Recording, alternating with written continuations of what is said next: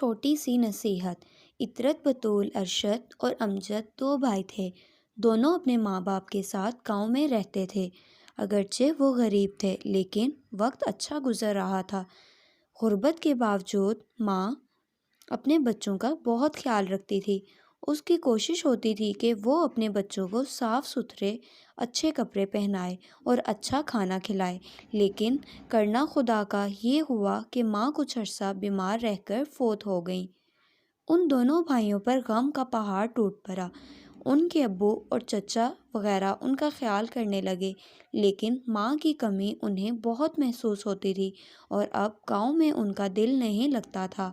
گاؤں میں روزگار بھی نہ ہونے کے برابر تھا۔ تنگ دستی اور غربت بڑھ رہی تھی۔ حالات ایسے تھے کہ یہ دونوں بھائی اسکول بھی نہیں جا سکتے تھے۔ ان کے ابو نے حالات میں بہتری لانے کے لیے گاؤں چھوڑ کر شہر جانے کا فیصلہ کیا۔ شہر میں آ کر ان کے ابو نے محنت مزدوری شروع کر دی اور حالات بہتر کرنے کے لیے ان دونوں بھائیوں کو بھی چھوٹے چھوٹے کاموں پر لگا دو۔ ارشد کو ایک اسٹور پر ملازمت ملی۔ اب وہ سارا دن اسٹور پر رہتا۔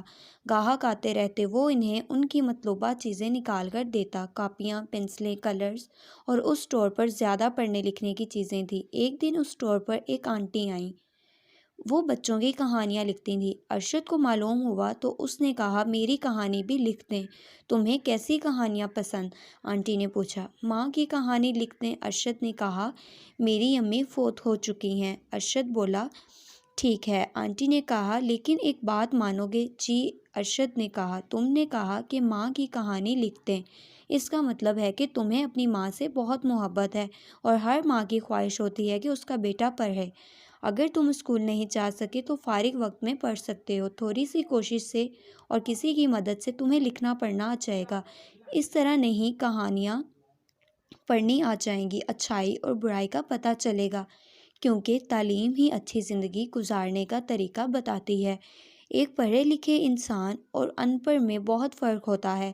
بہت سے ایسے بچوں کی مثالیں موجود ہیں جو چھوٹی عمر اسکول نہیں جا سکتے، لیکن جب انہیں تعلیم کی اہمیت کا احساس ہوا تو انہوں نے پڑھنا شروع کر دیا۔ تعلیم کے لیے عمر کی کوئی قید نہیں ہوتی۔ ارشد جس اسٹور پہ کام کرتا تھا، اس کے مالکان بہت اچھے لوگ تھے۔ انہوں نے ارشد کا شوق دیکھ کر اسے کام کے بعد فارغ وقت پر پڑھنے کا موقع دیا۔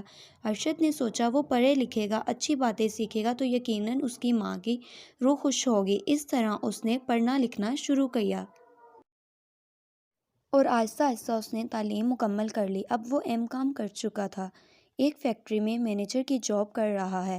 آج بھی وہ اس خاتون کو یاد کرتا ہے جس نے اس کو نصیحت کی اور بات اس کے دل میں اتر گئی۔ اس طرح اس نے تعلیم کا سلسلہ شروع کیا اور آج ایک باوقار زندگی گزار رہا ہے۔